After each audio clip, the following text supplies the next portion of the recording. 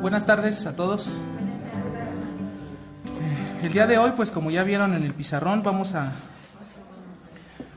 continuar con estos estudios de escuela dominical, y el tema que vamos a considerar el día de hoy es este tema muy polémico, muy controversial, que causa mucha confusión en muchos círculos, que es el tema de el rapto.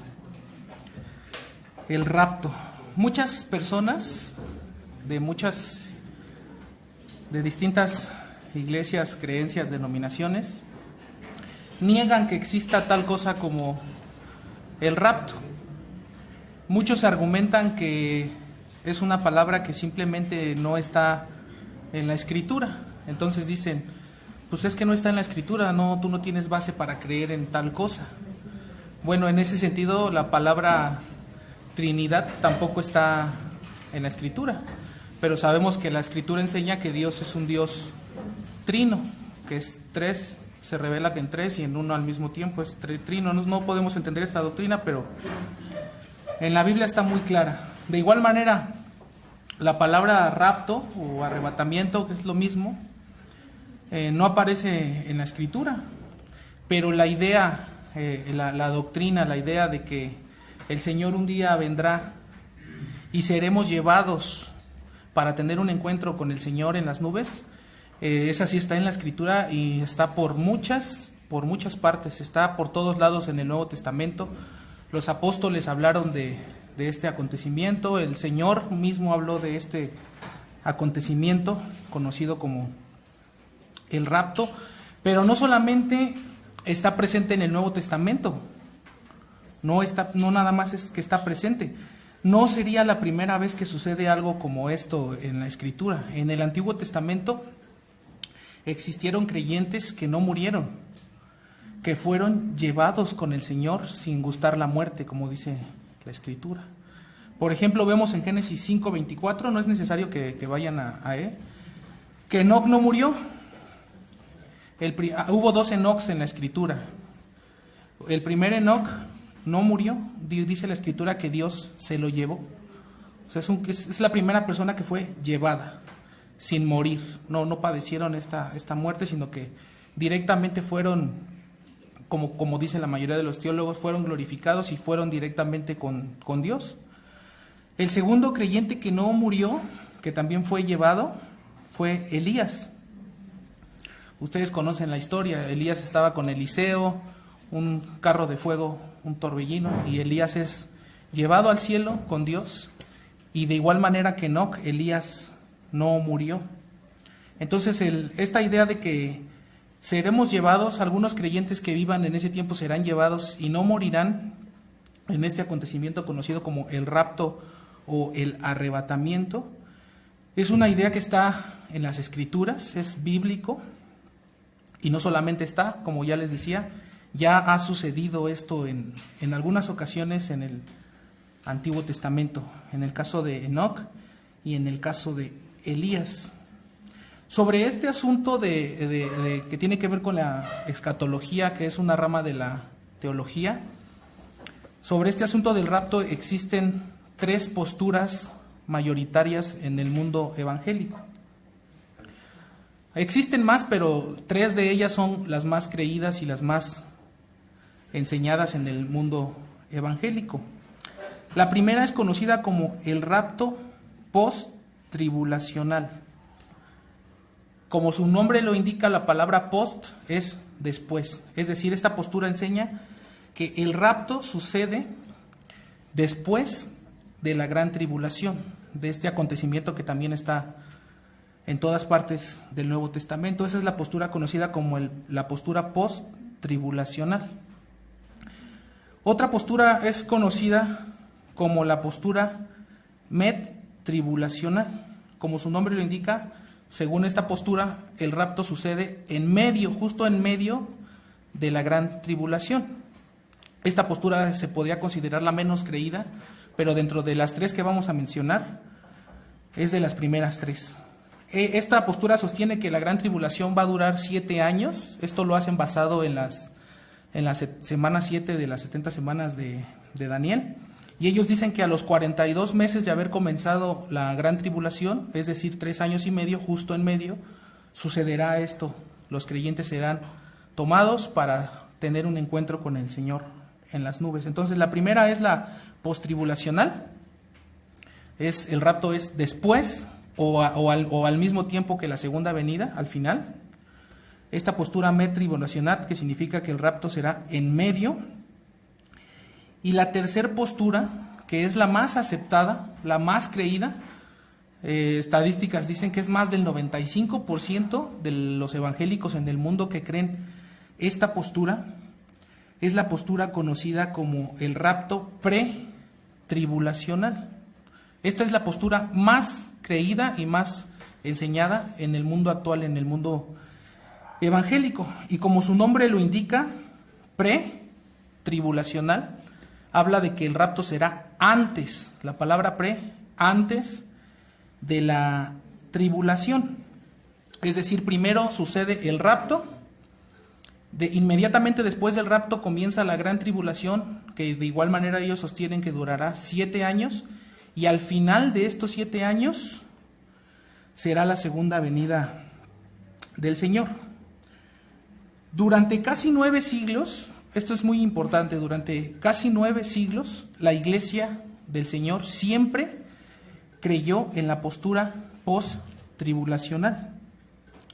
La Iglesia siempre sostuvo que el arrebatamiento o rapto sucedería simultáneamente al final de la gran tribulación. Durante 19 siglos siempre se creyó de esta manera. Sin embargo, fue hasta el siglo XIX, a finales del siglo XIX, cuando un hombre muy famoso en este campo evangélico llamado John Nelson Darby, a lo mejor algunos han escuchado este nombre, él desarrolla un sistema de interpretación bíblica, un sistema de hermenéutica conocido como el sistema dispensacionalista. Esto tenemos que tenerlo bien en claro. El dispensacionalismo no solamente tiene que ver con la escatología. El dispensacionalismo es un sistema de interpretación que afecta cómo interpretamos toda la Escritura, desde Génesis hasta Apocalipsis. Es un sistema de interpretación, pero dentro de este sistema de interpretación ellos sostienen el rapto pretribulacional. Entonces John Nelson Darby es conocido como el padre del dispensacionalismo, pero él no fue el que puso de moda, vamos a decirle así, el que volvió popular esta postura dispensacionalista. El que realmente puso de moda, el que hizo que esta postura se volviera tan popular, fue otro hombre llamado Cyrus Ingerson Scofield. Los que venimos de ambientes carismáticos, arminianos, conocemos perfectamente bien este nombre, porque la Biblia comentada más vendida en el mundo, una Biblia comentada es una Biblia donde te aparece un texto, un versículo, y abajo te aparece como su interpretación, un comentario del autor. La Biblia comentada más vendida en el mundo es precisamente la Biblia conocida como la Biblia de estudio o de referencia Scofield. Todos los que hemos ido a iglesias arminianas, o la mayoría, conocemos esta versión de la Biblia comentada.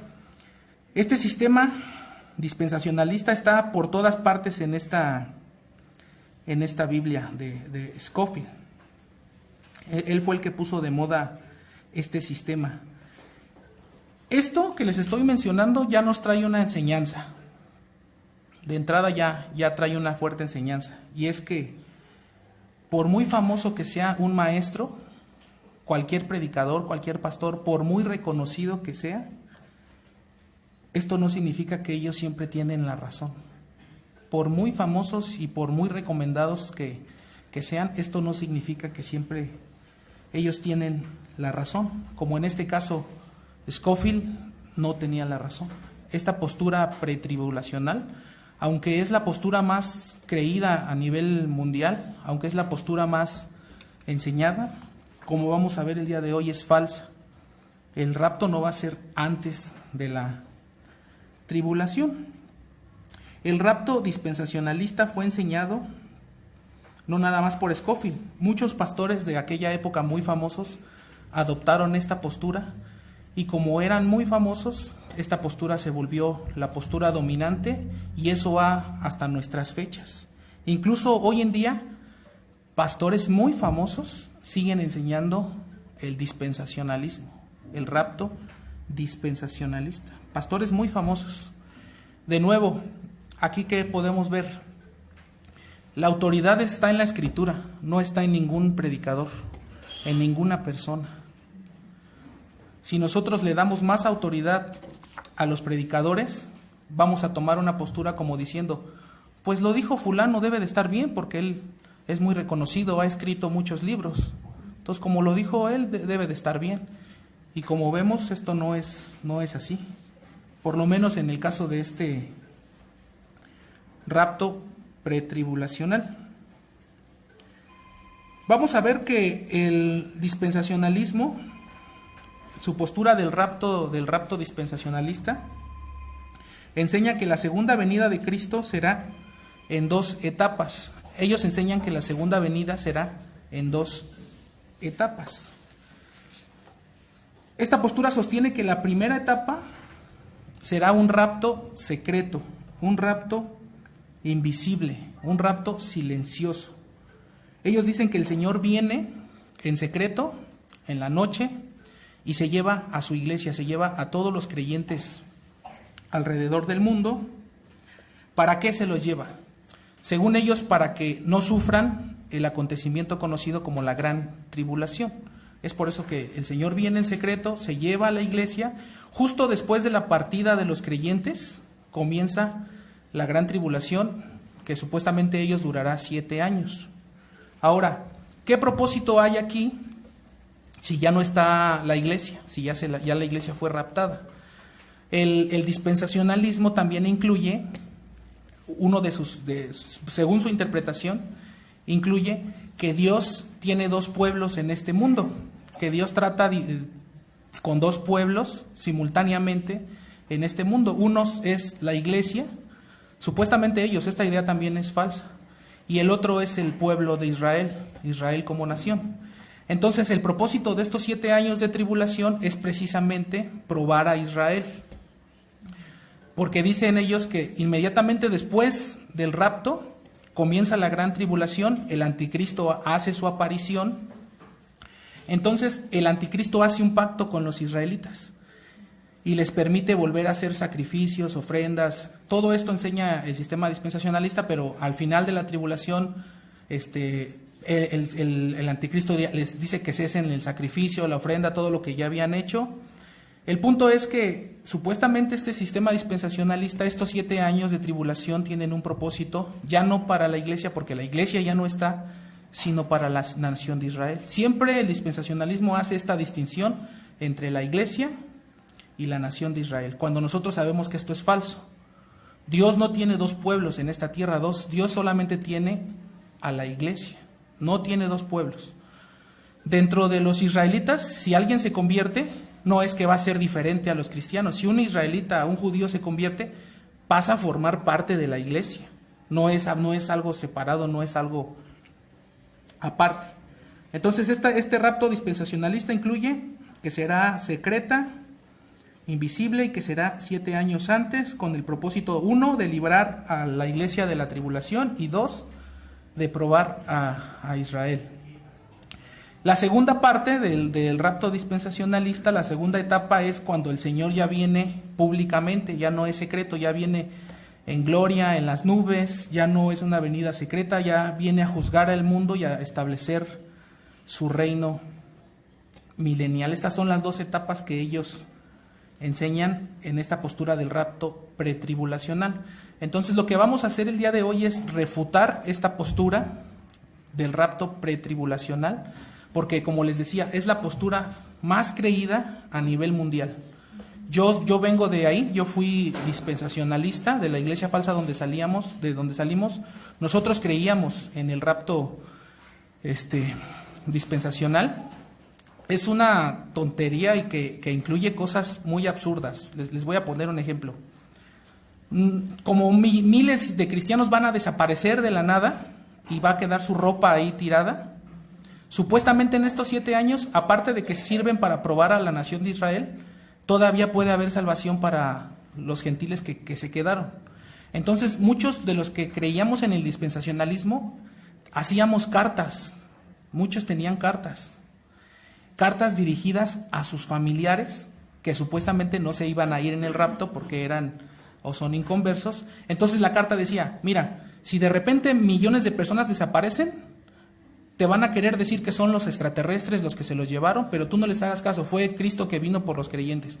Pero no te preocupes, todavía hay chance para que tú te salves. En estos 7 años tienes que sufrir la tribulación y soportarla y arrepentirte. A ese punto llega de ridiculez de creer este punto. Y muchos hicieron cartas, otros hacían videos. Decía el video, ábrase en caso de que millones de personas desaparezcan. O sea, ese es el grado de lo absurdo a lo que llegaba a esta postura. Pero como les repito, es la postura más creída a nivel mundial. Y es lo que vamos a hacer el día de hoy con la ayuda del Señor, a debatir esta postura y a demostrar cuál es la postura que la Escritura enseña con respecto a este tema. Entonces vemos que las características de este rapto pretribulacional o rapto dispensacionalista son 4. Esta postura del rapto tiene 4 características. La primera es que es un rapto silencioso. La segunda característica es que es un rapto secreto. La tercera característica es que es invisible. Y la última característica es que es antes de la gran tribulación. Entonces, silencioso, secreto, invisible y antes de la gran tribulación. Esto es lo que enseñan los dispensacionalistas. Entonces vamos a ver en primer lugar qué dice la Escritura acerca de si es silencioso, como ellos lo enseñan. Ellos enseñan que es silencioso, que el Señor va a venir como el ladrón que se quita sus zapatos para no hacer ruido cuando entra a la casa, para que no sea descubierto por los que viven. Es completamente en silencio. Pero vamos a ver qué dice la Escritura. Vamos a comenzar con Primera de Tesalonicenses 4.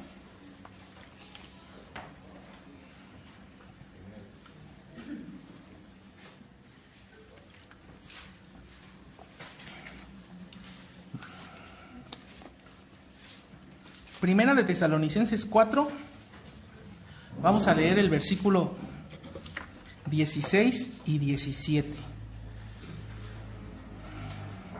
Dice la Santa Escritura, porque el Señor mismo, está hablando en el contexto de la gran tribulación, les habla de los que durmieron. El propósito de esta carta, de este versículo en Tesalonicenses es dar ánimos.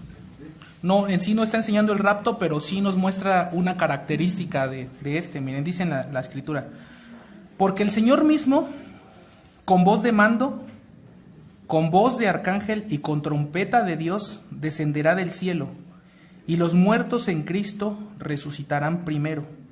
Luego nosotros, los que vivimos, los que hayamos quedado, seremos arrebatados. Aquí está nuestra palabra. Seremos arrebatados juntamente con ellos en las nubes para recibir al Señor en el aire, y así estaremos siempre con el Señor. Fíjense cómo dice que será. Con voz de mando, con voz de arcángel y con trompeta de Dios. ¿Dónde está aquí la idea de que será silencioso? Y es increíble que los dispensacionalistas utilicen este mismo texto para enseñar que será silencioso, cuando el texto dice claramente, aunque el texto estuviera hablando en sentido figurado, hace un énfasis, con voz de mando, con voz de arcángel y con trompeta de Dios. No sugiere algo silencioso, más bien sugiere un evento sumamente ruidoso, sumamente sonoro. Dice que el Señor mismo con voz de mando. ¿Y qué dice la Escritura? ¿Cómo es la voz del Señor? Dice en Apocalipsis que es como el estruendo de muchas aguas y como el sonido de un gran trueno. Y como les repito, yo he escuchado que ocupan este texto para enseñar que el rapto será completamente silencioso. Pero el texto enseña una cosa completamente diferente, y no solamente es el único texto que enseña esto. En 2 de Pedro 3, si quieren vamos a verlo. 2 de Pedro 3, versículo 10.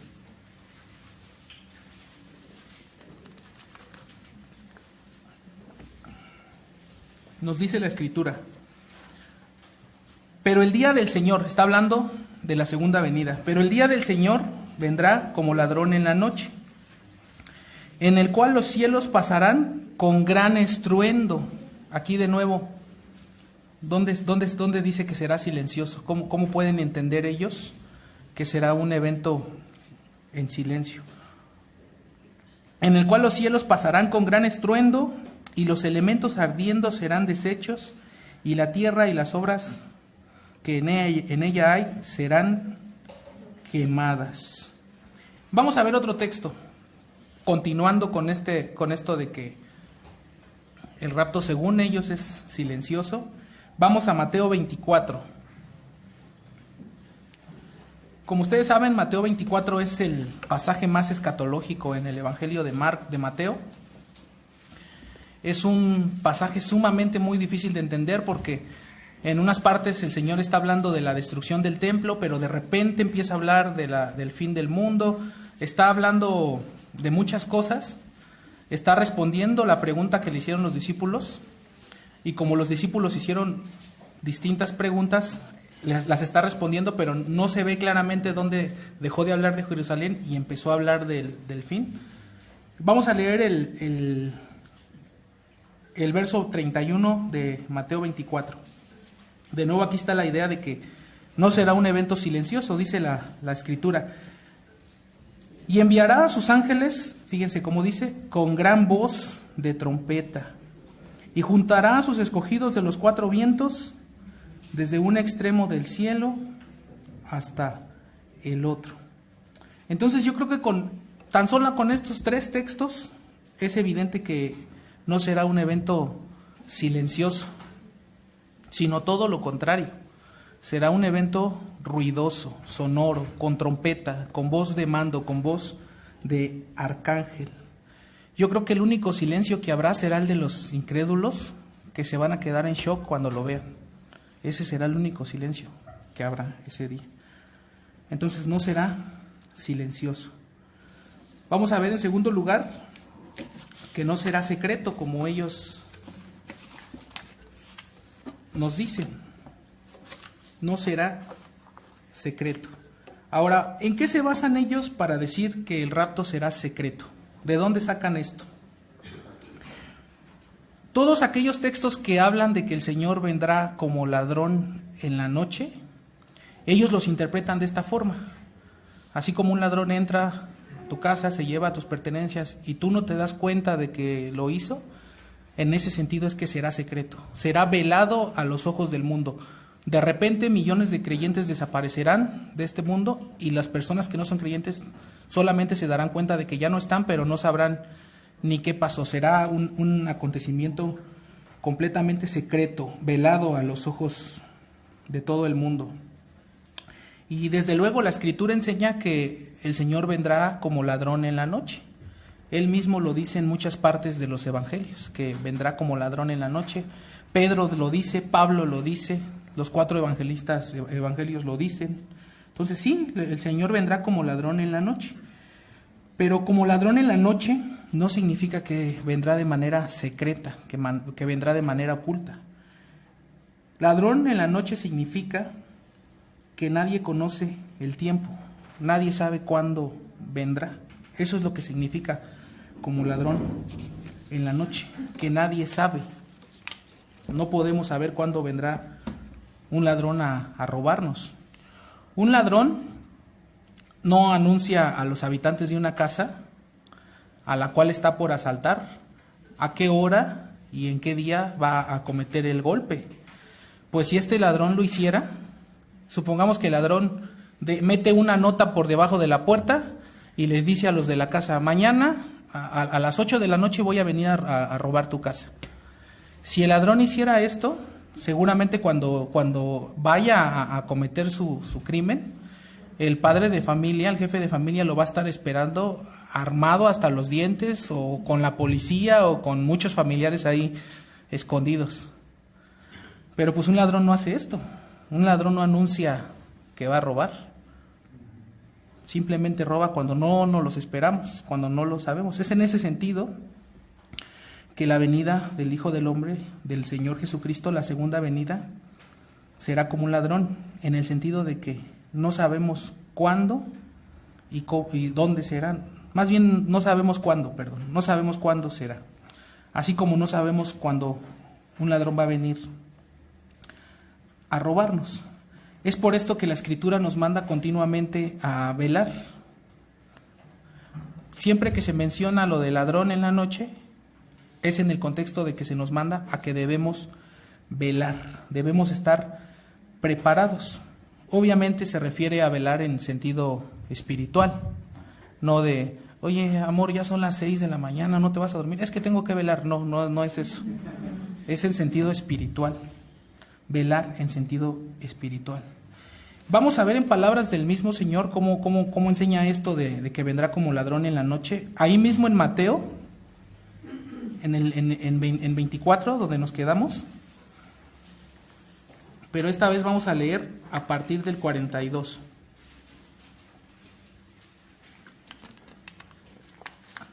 Dice así las palabras: Velad pues, porque no sabéis a qué hora ha de venir vuestro Señor.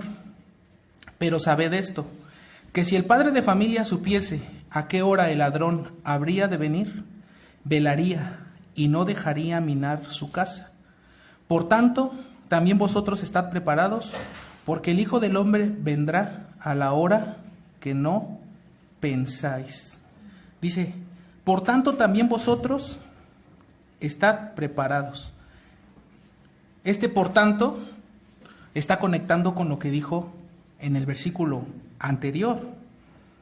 Es decir, como no sabemos cuándo será, como no tenemos idea, por tanto, velad. Por tanto, estar preparados. La misma idea está en Apocalipsis 3. Si quieren, no vayan a porque vamos a regresar luego a Mateo.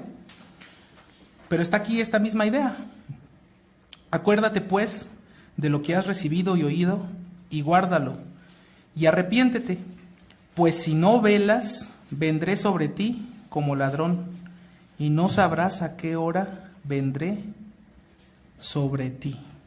Entonces, la idea de que vendrá como ladrón no significa que será secreto, significa que no sabemos cuándo será. Ahora, si el padre de familia del que se habla en estos textos hubiera vivido en esta época, hubiera vivido en estos tiempos, probablemente habría considerado instalar un circuito, un sistema de videovigilancia en su casa, ¿no? Él habría pensado, pues, ¿para qué velo si puedo instalar unas cámaras? Y ya, si viene el ladrón, pues ahí las cámaras me van a avisar, ¿no? O podría pensar, ¿para qué velar si viene un ladrón? Pues el velador que está cuidando lo va a detectar y nos va a avisar. ¿Para qué voy a velar? Bueno, esto es porque nadie puede velar por ti. El que tiene que estar preparado eres tú. Nadie lo puede hacer por ti. Si tú te duermes y no estás preparado, si tú no velas, lo más seguro es que te va a pasar como aquellas vírgenes insensatas que porque no velaron, porque se durmieron, y se durmieron porque pensaron que el Señor todavía tardaría, que el esposo, dice el relato, tardaría, no velaron, y ustedes saben cómo termina esta historia. Miren, vamos a Mateo 25, vamos a verla un momento. Estamos hablando de velar, ¿no? Mateo 25, a partir del versículo 5, dice: Y tardándose el esposo, cabecearon todas y se durmieron. Y a la medianoche se oyó un clamor: Aquí viene el esposo, salid a recibidle. Entonces todas aquellas vírgenes se levantaron y arreglaron sus lámparas. Y las insensatas dijeron a las prudentes: danos de vuestro aceite, porque nuestras lámparas se apagan. Mas las prudentes respondieron diciendo, para que no nos falte a nosotras y a vosotras, id más bien a los que venden y comprad para vosotras mismas. Pero mientras ellas iban a comprar, vino el esposo, y las que estaban preparadas entraron con él a las bodas, y se cerró la puerta. Después vinieron también las otras vírgenes, diciendo: Señor, Señor, ábrenos. Mas él respondiendo dijo: de cierto os digo que no os conozco. Velad pues, porque no sabéis el día ni la hora en que el Hijo del Hombre ha de venir. Con estos textos debería de quedarnos claro que la idea de ladrón en la noche no significa que será algo secreto, como los dispensacionalistas enseñan. Como ladrón en la noche significa que tenemos que estar preparados. Y aquí preparados significa que tenemos que cerciorarnos de que ya seamos perdonados, cerciorarnos de que ya, si el Señor viene en cualquier momento, estemos preparados para ese encuentro. Fíjense, la palabra de Dios nos enseña que Él vendrá como ladrón. Los dispensacionalistas enseñan que Él actuará como ladrón. Porque si dicen que vendrá en la noche, en secreto, silencioso, esto no es que vendrá como ladrón, sino que está actuando como un ladrón en la noche, temeroso de que sea descubierto. Y eso no es lo que la Escritura enseña, ¿no? Vendrá como ladrón, no actuará como uno. Entonces, ya vimos en primer lugar que no será silencioso. Vimos en segundo lugar, estamos viendo que no será secreto. La Escritura enseña claramente que no será secreto, sino que será público, será un acontecimiento público. Vamos a ver en tercer lugar, ellos enseñan que este acontecimiento será invisible. Invisible. Pero más que invisible, lo que la Escritura enseña es que será público, al grado de que más que nadie lo vea, todos lo van a ver. Dice la Escritura: todo ojo le verá. Será algo completamente visible. Ahí mismo en Mateo 24, vamos a leer el versículo número 26. Dice así la Escritura. Está hablando en el mismo contexto de la segunda venida, ¿no? Así que si os dijeren: mirad, está en el desierto, no salgáis. O mirad, está en los aposentos, no lo creeráis. O sea, está diciendo que este acontecimiento no va a ser particular en algún lugar en específico. Porque dice el versículo 27, porque como el relámpago que sale del oriente y se muestra hasta el occidente, así también será la venida del Hijo del Hombre. Como el relámpago, dice. No será un acontecimiento particular. O sea, ¿está en el desierto? No puede estar en el desierto. ¿Están los aposentos? No es algo particular. Será como el relámpago, dice la Escritura. Como ustedes saben, yo soy fotógrafo. Estos relámpagos que se ven cuando los días son de tormentas eléctricas son similares a los flashes que yo utilizo para tomar mis fotografías. Y aquí el Señor dice que el relámpago sale del oriente y se muestra hasta el occidente. Estos rayos, estos relámpagos son tan potentes, la luz que arrojan, que el relámpago puede caer del lado contrario a donde estás viendo y de todos modos tú ves su resplandor. Porque su luz es tan potente que aunque no estés mirando directo a donde cayó, tú vas a poder ver su resplandor. Pero no solamente eso, los relámpagos son tan potentes que aunque cierres los ojos, tú puedes alcanzar a ver el resplandor. Tus párpados se iluminan como de rojo por la sangre que está fluyendo por los párpados. Entonces imagínense, está comparando el Señor cómo será su venida con un relámpago, con un evento que, como les repito, aunque estés volteando para otro lado, tú lo vas a poder ver. Entonces, más que ser un evento que será invisible, como el dispensacionalismo enseña, será todo lo contrario, será un evento que no podrán nadie dejar de ver. Hay teólogos que dicen que hasta los ciegos lo van a ver, pero el dispensacionalismo enseña que es invisible según ellos. También es curioso que el Señor haga esta declaración de Oriente y Occidente, porque como ustedes saben, el mundo está dividido en dos, el mundo occidental y el mundo oriental. Pero cuando el Señor hizo esta declaración, la mayor parte del mundo occidental todavía no era conocida, América todavía no había sido descubierta. Entonces, el mundo occidental comprende el continente americano y parte del continente europeo y del africano.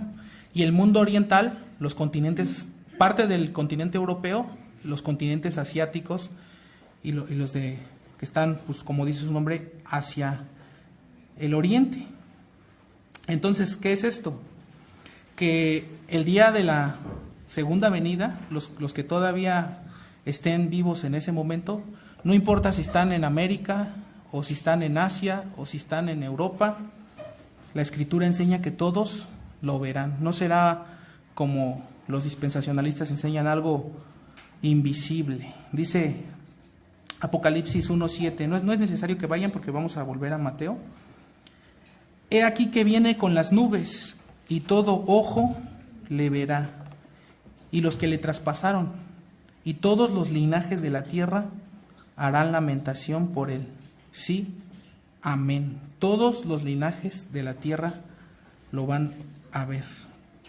Entonces la Escritura enseña claramente que este acontecimiento será público, será glorioso, será vistoso. El Señor vendrá en las nubes con gran poder, con gran gloria. Y los que están en la tierra, algunos lo verán con alegría, algunos lo verán con gozo, pero otros lo verán con horror, con espanto. Imagínense los ateos que estén vivos durante ese momento y que vean al Señor en las nubes con sus ángeles recogiendo a sus escogidos. ¿Qué van a decir todos los ateos y los incrédulos? Lo van a ver y van a decir, sí existías, y yo no quise entender, no quise creer. Ya para cuando sea eso, ya es demasiado tarde para ellos. Es como con el arca de Noé. Ustedes saben que esta segunda venida se compara, el Señor lo compara que será como en los días de Noé. La gente tiraba de a loco a Noé. Ya, pero si aquí no llueve. Ustedes saben que en ese tiempo la Escritura enseña que todavía no llovía como actualmente. El sistema de irrigación de las plantas era diferente. Dice la Biblia que salía un vapor de abajo de la tierra que era lo que los regaba. Entonces, como nunca había llovido, las personas tiraban de a loco a Noé. Es que aquí no, ¿para qué está haciendo un arca este cuate? Y dicen que cuando ya vieron que empezaba a llover, quisieron subir al arca, y dice la Escritura que el Señor mismo cerró la puerta. Es increíble esta declaración, porque tal vez Noé, al ver niños que se van a ahogar, se pudo ver compadecido de ellos y querer dejarlos entrar, pero el Señor fue el que cerró el arca. Y en ese mismo sentido, cuando el Señor esté en las nubes y la gente lo vea y diga, no, pues me quiero arrepentir, ahora sí ya veo que tú sí existes, ya no va a haber más gracia para nadie. El Señor mismo, de igual manera que como en el arca, la puerta de la salvación queda cerrada y ya no hay gracia para nadie. Entonces vimos en primer lugar que no será silencioso, sino todo lo contrario. En segundo lugar, que no será secreto ni invisible, sino todo lo contrario, será público. Y vamos a ver en cuarto lugar que el rapto no será antes de la gran tribulación. El rapto no será antes de la gran tribulación. Es decir, la iglesia y los creyentes que vivan durante ese momento van a sufrir la gran tribulación. Esta idea de que la iglesia no pasará por la gran tribulación es aceptada en gran manera por las iglesias del evangelio falso, del evangelio de la prosperidad. Todas las iglesias del evangelio de la prosperidad enseñan este punto. ¿Por qué? Porque ellos enseñan que Dios no quiere que sufras, Dios no quiere que estés enfermo, Dios no quiere que tengas escasez. Entonces, esta postura donde la iglesia es arrebatada para no sufrir el rapto, encaja perfectamente con sus creencias. Es por eso que es aceptada. Dios no quiere que sufras, Dios no quiere que estés enfermo, Dios no quiere que pases hambre, mucho menos Dios quiere que sufras 7 años o los años que dure de tribulación. O sea, Dios no quiere eso, según ellos. Pero según la Escritura esto no es así. Según la Escritura y según la historia, la iglesia ha sufrido, la iglesia ha sido perseguida durante 20 siglos ya. Por ejemplo, vamos a ver el Evangelio de Juan, capítulo 16.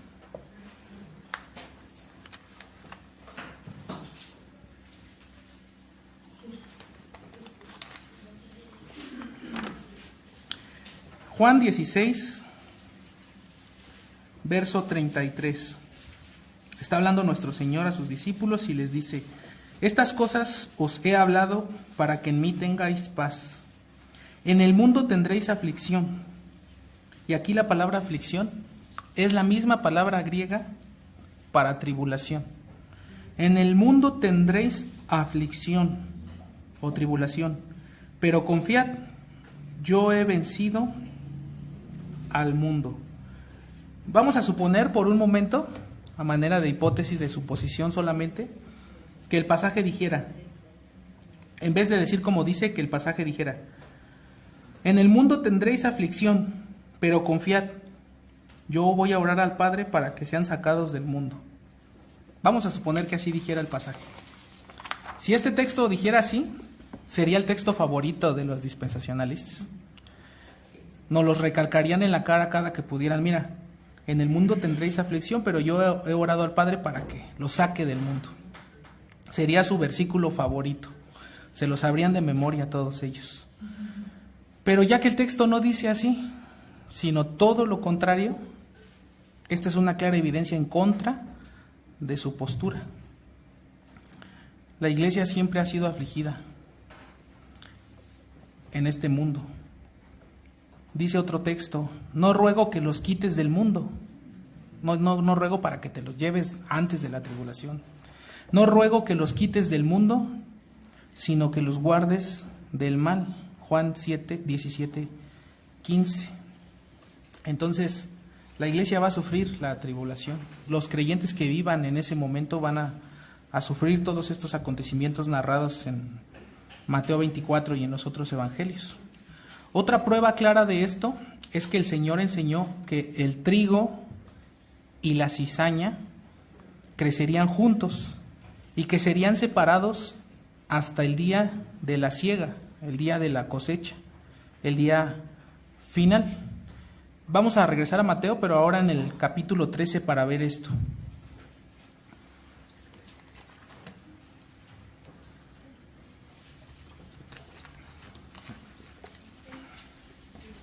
Mateo 13,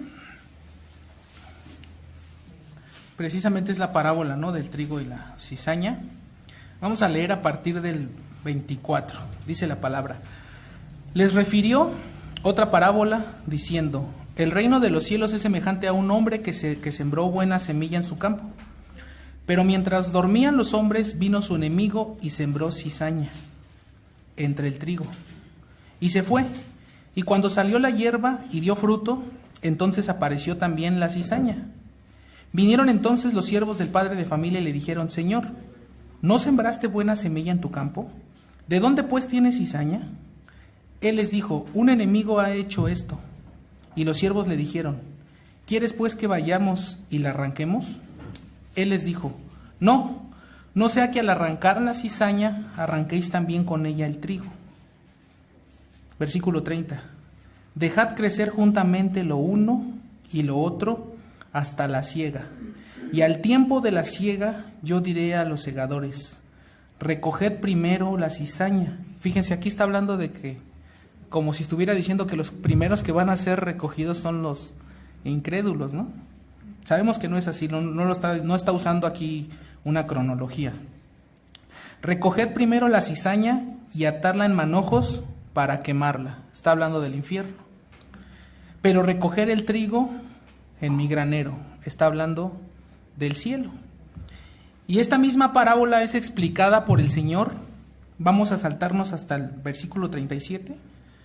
Y aquí es contundente este punto que estamos hablando. El Señor explica la parábola en el verso 37 diciendo: respondiendo él les dijo, está explicando el significado, ¿no? El que siembra la buena semilla es el Hijo del Hombre. El campo es el mundo. La buena semilla son los hijos del reino, es decir, son los creyentes. Y la cizaña son los hijos del malo, es decir, los incrédulos. El enemigo que la sembró es el diablo.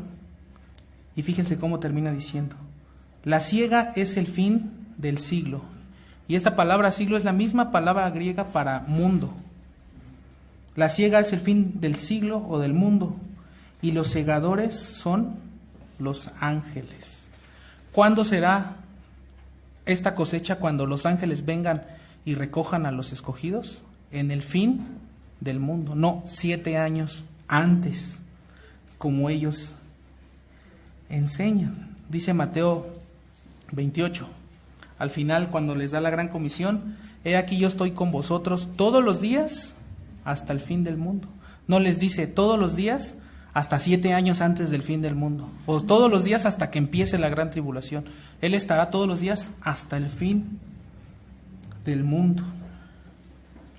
También el Señor habla en el capítulo 24, versículo 22, sobre la gran tribulación, diciendo: si aquellos días no fuesen acortados, los días de la gran tribulación, nadie sería salvo.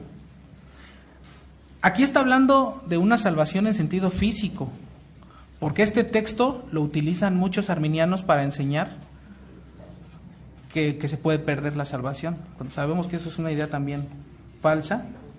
Pero dice 24, 22, y si aquellos días no fuesen acortados, nadie sería salvo, mas por causa de los escogidos, aquellos días serán acortados. Entonces, como les decía, hermanos, la iglesia lleva 20 siglos siendo ferozmente perseguida. Aunque aquí en nuestra sociedad occidental llevemos muchos años gozando de ciertas libertades, no es así en todo el mundo. Esta misma semana que pasó, no sé si vieron en las noticias sobre los hermanos en Afganistán, que ya tienen a muchos de rehenes y que están pidiéndole al gobierno de Norteamérica un rescate para dejarlos ir o los van a matar. Y como el gobierno norteamericano está precedido por este malvado de Joe Biden, no van a pagar ese rescate. Estos creyentes van a ser ejecutados en Afganistán. Conocemos también la situación de los creyentes en Rusia. Conocemos la situación de los creyentes en China. Por todos lados, como dice uno de nuestros libros, el rastro de los creyentes, el rastro de la iglesia es un rastro lleno de sangre. Así enseña así se titula. La iglesia va a pasar por la gran tribulación. No sabemos si nosotros vamos a estar ahí, lo más probable es que no, yo creo. Pero los que vivan, los creyentes que vivan en ese momento van a pasar por estos sufrimientos. Y los creyentes tienen que tomar esto como algo que no les tiene que caer por sorpresa.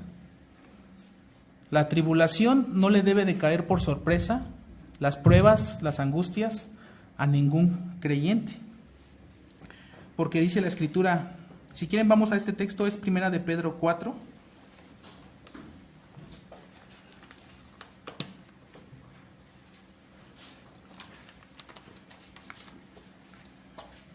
No les debe de caer por sorpresa las tribulaciones, las pruebas. Dice 1 de Pedro 4, a partir del verso 12. Amados, no os sorprendáis del fuego de la prueba que os ha sobrevenido, como si alguna cosa extraña os aconteciese, sino gozaos por cuanto sois participantes de los padecimientos de Cristo, para que también en la revelación de su gloria os gocéis con gran alegría.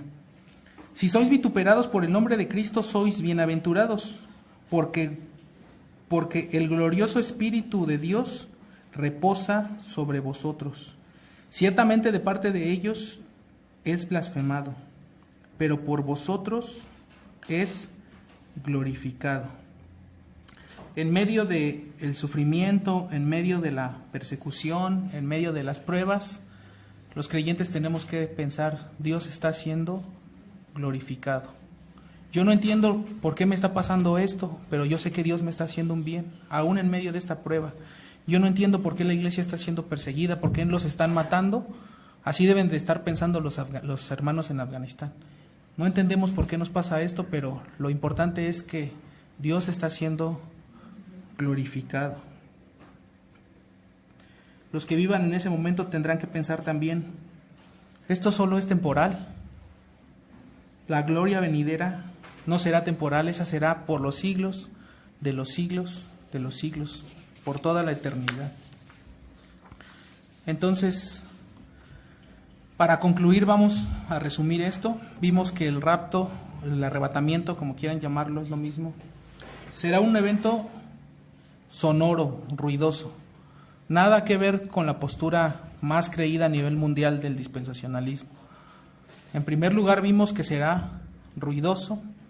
En segundo lugar, vimos que será público. En tercer lugar, vimos que será visible. Y en cuarto lugar, vimos que será al final o después de la tribulación, es decir, que la iglesia sufrirá de esta tribulación.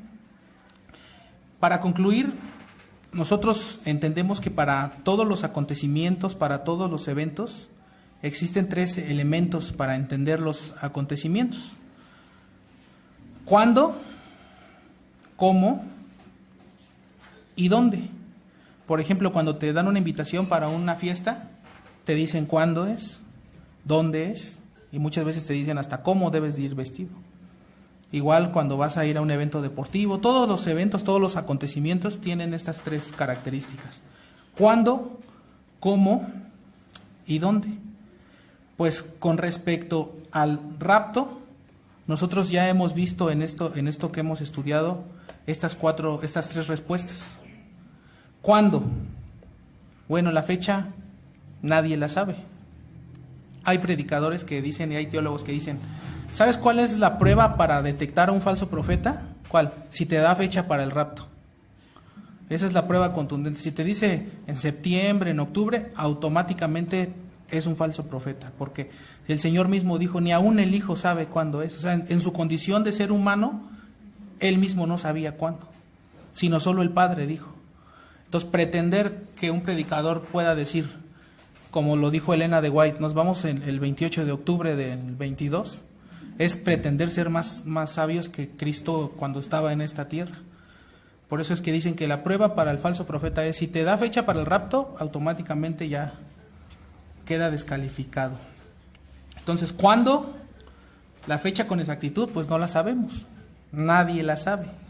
Lo que sí sabemos es que será en el fin, que no será antes, que será hasta el fin del mundo. ¿Cómo?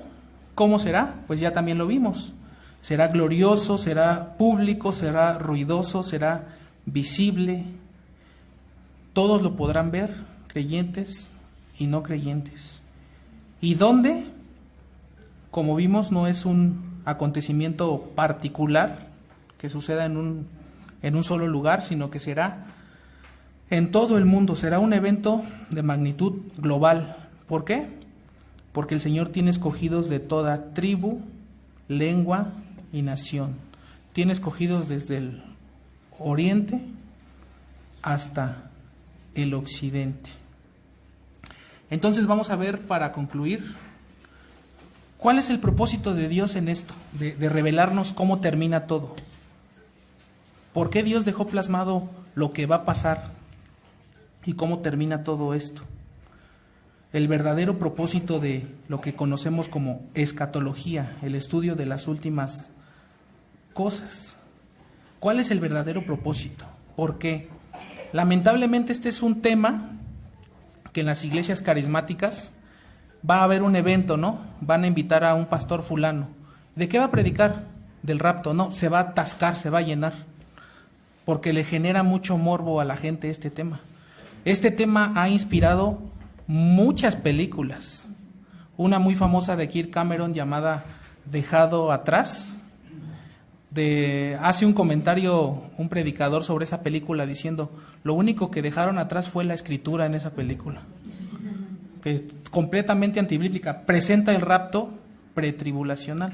Presenta esta idea de las cartas, que en esa película alguien deja un video diciéndole: oye, fue Cristo el que nos llevó. Hay quienes enseñan, los dispensacionalistas, que los ovnis son demonios que andan volando, y que el propósito de estos ovnis es que cuando la gente desaparezca por el rapto, decir: se los llevaron, los abducieron. Esta misma idea está en esas películas, que desaparecerán. Entonces, la gente se acerca a estos temas con morbo, como con un interés de conocer el futuro. Y esto es típico, ¿no? ¿Por qué son tan populares los horóscopos? Los que te arrojan los caracoles, los videntes, los médiums. O sea, la gente tiene curiosidad, tiene morbo por conocer el futuro. Quieren saber cómo les va a ir en la vida. Ven el calendario chino para ver cómo va a ser su año.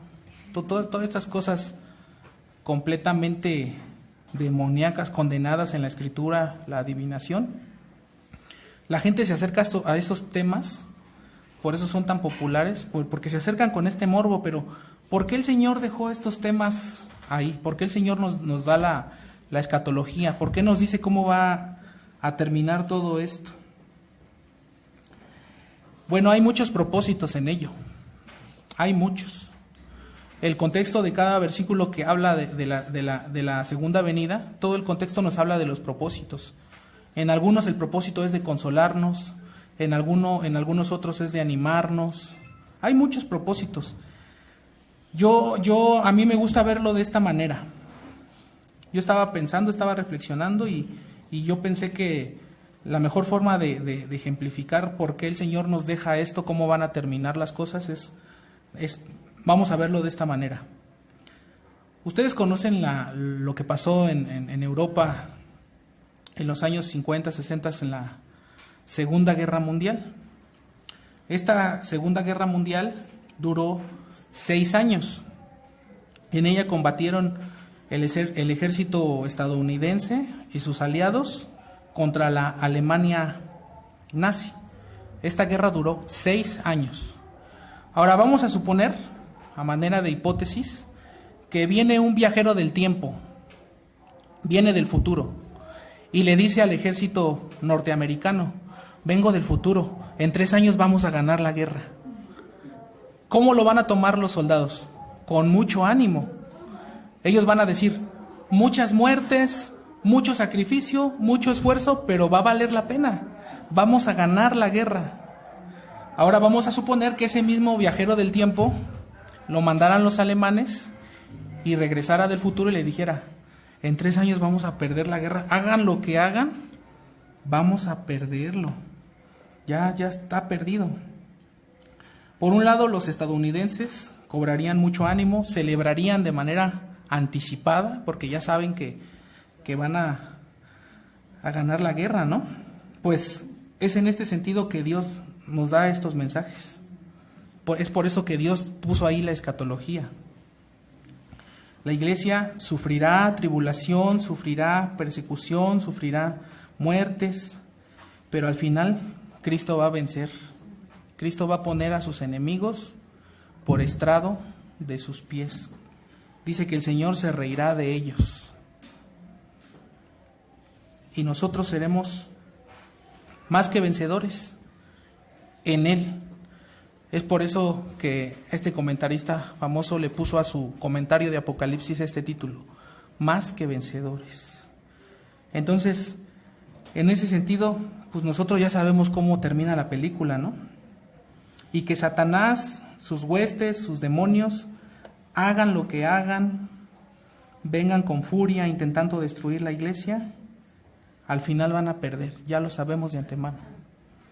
Al final serán arrojados al lago de fuego para estar ahí por toda la eternidad, junto con todas las personas que no quisieron tampoco arrepentirse, junto con todas las personas que no quisieron creer en el Evangelio. Es así como yo entiendo el propósito de la escatología. Una, estar preparados, y dos, cobrar ánimo, porque ya sabemos cómo termina. Ya sabemos cómo termina esto, ¿no? Ahora finalizo haciendo unas preguntas. ¿Qué pasaría si el Señor viniera hoy? Pregúntatelo tú mismo. ¿Qué pasaría si el Señor viniera hoy? ¿Lo verías con gozo o lo verías con espanto? ¿Cómo lo verías si apareciera en las nubes, en los cielos de Ciudad Neza? ¿Con gozo o con espanto? ¿Te encontraría preparado, como las vírgenes prudentes, o dormido? Esta respuesta, si es positiva, si lo ves con gozo, es como decía el hermano Spurgeon. Él relata en una de sus prédicas que todos los días abría su ventana y decía: ¿será que hoy vendrá, Señor? Los creyentes verdaderos anhelan su venida, quieren que ya regrese. Sin embargo, hay personas que dicen: híjole, es que todavía mi familia no es salva, no, todavía que no venga. En realidad lo que quiere posponerlo porque él mismo no está seguro, no, su familia no le importa. Híjole, es que todavía mis hijos no son convertidos, no, que no venga, que me dé otros 20 años a ver si se convierten. No, el deseo de un verdadero creyente es, como decía Spurgeon: ¿será que hoy vendrás? ¿Será hoy el día? ¿Qué pasaría si viniera hoy? ¿Qué pasaría si viniera mañana? Nosotros no sabemos con certeza cuándo vendrá. Es más, ni siquiera tenemos bases para decir que esto será pronto. Así, ni siquiera tenemos bases para eso. Pero tampoco podemos asegurar con certeza que el día de hoy llegarás a tu casa con vida. No lo podemos asegurar con certeza. Cada 11 segundos en el mundo muere una persona. O sea que imagínense, en el tiempo que empecé a predicar, ya cuántos han muerto. No podemos asegurar con certeza eso. Entonces, para aquellos que piensan de esta manera, es que desde hace 100 años vienen diciendo los evangélicos: Cristo viene pronto, Cristo viene. Yo ya no creo que venga porque eso no es nuevo, vienen todo el tiempo diciendo. Bueno, no sabemos cuándo va a venir, pero tampoco sabemos cuánto vayas a vivir. ¿Estás preparado para ese encuentro con el Señor? Hubo mucha polémica porque un pastor mencionó en un video en YouTube: falleció un sacerdote satánico y él estaba dando una entrevista y este hombre dijo: partió a la presencia del Señor. Entonces empezaron a atacar a este pastor: oye, ¿cómo crees? ¿Cómo va a partir con el Señor si era satánico? No, sí partió a la presencia del Señor para ser juzgado, para ser arrojado al infierno. Entonces todos, irremediablemente todos los que estamos en este salón, vamos a tener un encuentro con el Señor. Tal vez no en su segunda venida, no sabemos, pero de que lo vamos a ver, de que lo vamos a encontrar cara a cara, eso es inevitable, eso es un hecho cierto. Como dice la Escritura: porque a los hombres les es establecido que mueran una sola vez y después el juicio. Entonces, hazte esta pregunta: ¿estás preparado para ese encuentro? Si estás preparado, pues cobra ánimo. A pesar de la tribulación, del sufrimiento, de la angustia, de la prueba, esto solamente es temporal. Pero si no estás preparado, tiembla. Tiembla. Dice que cuando lo vean, las tribus harán lamentación, van a llorar. No es necesario que tú llegues a ese punto. Hoy puedes ser salvo. La salvación es gratuita, solamente tienes que aceptarla, creer en Cristo, venir a Él en arrepentimiento y fe. Y tal vez no estaremos con Él en ese encuentro en las nubes, pero de que estaremos con Él, estaremos con Él. Entonces, vamos a orar, hermanos.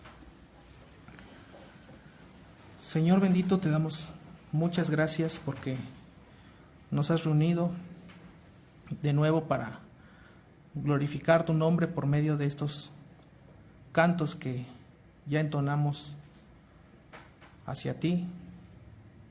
Te Damos las gracias porque nosotros no estamos inmersos en esta mentira conocida como dispensacionalismo.